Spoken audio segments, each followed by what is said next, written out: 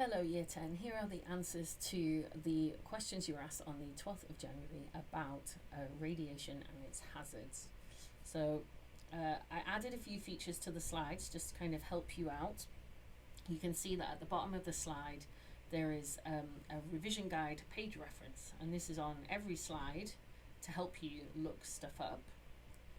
This question was about the previous lesson, so you just had to remember that alpha was 2 protons and 2 neutrons. Beta was an electron being ejected from the nucleus, and gamma was a type of wave, an electromagnetic wave that came out of the particle.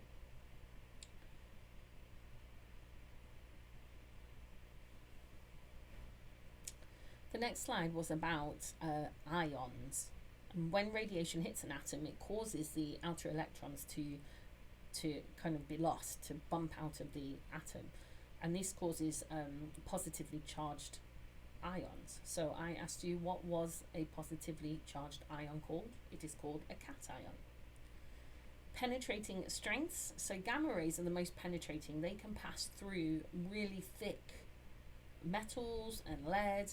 They can pass, they're basically only stopped by several layers of concrete. Beta particles can be stopped by aluminium. Alpha particles are stopped by a few centimeters of air or paper. So the question was, which type of radiation is stopped by paper? And if you look at the picture, you can see that that is alpha. The next question was about which was most ionizing, so which would have the largest effect knocking those electrons out of atoms. And you were asked to put the colors in a certain order, so red over the most. So alpha is the most ionizing, beta is second, and gamma is the least damaging to cells. So you either got this right or you got this completely wrong. The next slide was about uses, practical uses of radioactive sources where their penetrating power is what makes them useful. So the example you were given was a smoke alarm, which uses an alpha source to ionize air, which carries current. And once that current is broken, then the alarm won't work. So it asks you to describe how it might be used. And basically a source is placed on one side of the paper, a detector on the other. The beta penetrates the paper. If the paper gets thicker, the activity decreases, and this will trigger the roller squeezing harder. If the count increases, then the paper's getting too thin, and this will trigger the rolls to squeeze less, which will make the paper a little bit thicker. So looking how this is asked on an exam, here's an example question. Why does the alarm switch on when the smoke particles enter the plastic casing? And the reason is because the smoke particles absorb the radiation. So this stops the ionizing of the air, which stops the circuit to the alarm, and once that circuit is broken, the alarm will sound. So the next part of this question told you it wouldn't work with beta or gamma, and it asked you to explain why. The reason is that beta and gamma would penetrate the smoke, so there wouldn't be any change in the count rate. The detector wouldn't detect a change. Right, hazards, radioactive contamination is the unwanted presence of materials. How can it occur? If you look at the bottom paragraph, it occurs when people swallow or breathe in radioactive materials. So there's a difference between irradiation and contamination. So irradiation is where an object is deliberately exposed. So you just had to watch the video clip and make some notes to help you answer the following questions. So what is meant by irradiation? This is where something is exposed to radiation on purpose, for example, to sterilize medical equipment. What are the hazards of irradiation and contamination? So irradiation is not too hazardous. The object is not in contact with the radioactive material, so it doesn't become radioactive itself. Contamination depends on the type of radiation. So if you swallow or inhale alpha, it's very dangerous because it can't get out your body. The skin will prevent it leaving the body. Beta can penetrate the skin from the outside, but if swallowed, it could also leave the body. It could get back out the skin. Gamma would just pass through the body. The risks of exposure include things like cancer, DNA damage, cell damage, or even death of cells.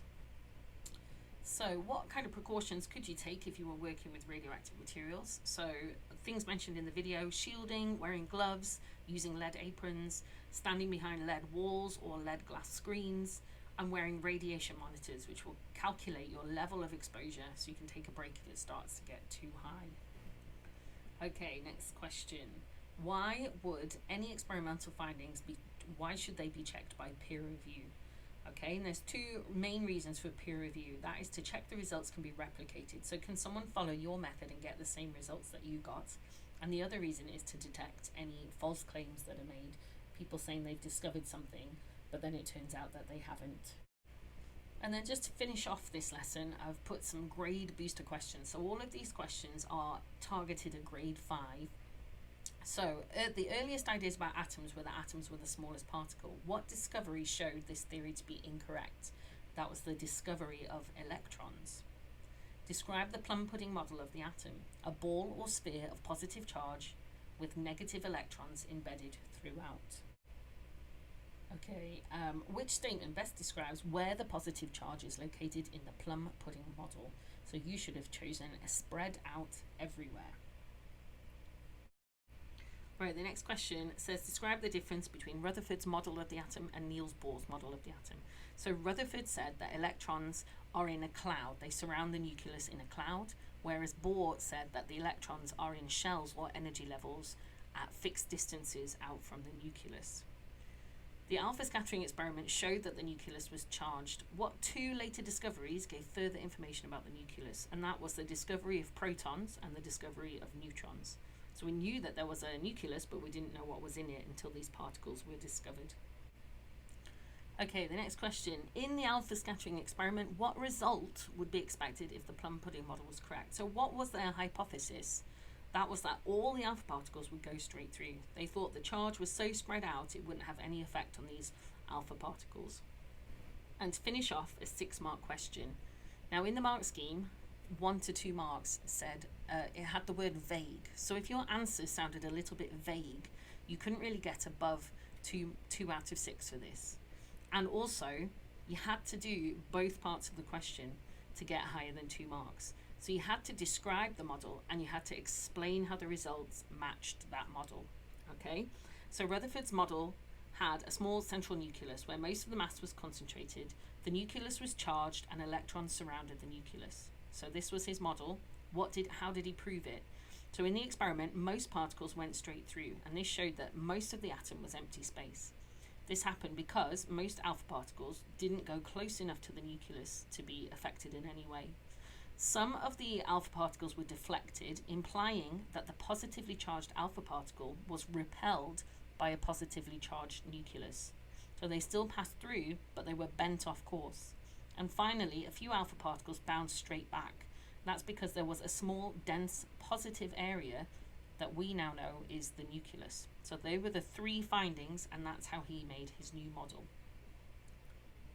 Okay, to finish off, I did ask you how you found the format, and a few people chose a thumbs down, so I would appreciate it if you could hop on Google Classroom or drop me an email and tell me what it is about this format that you were struggling with. I have tried to contact some of you through Google Classroom that have been struggling to submit answers, but I haven't heard back from any of you, and the feedback really does help. If it's not working out for you, then we can change it to make it easier for everyone. Lots of people chose a thumbs up. Again, it would be helpful to know what you like about this. Thank you as well for sending me the private messages. It lets me know by email that you are ready to have your work marked. Okay, I'll see you in the next lesson.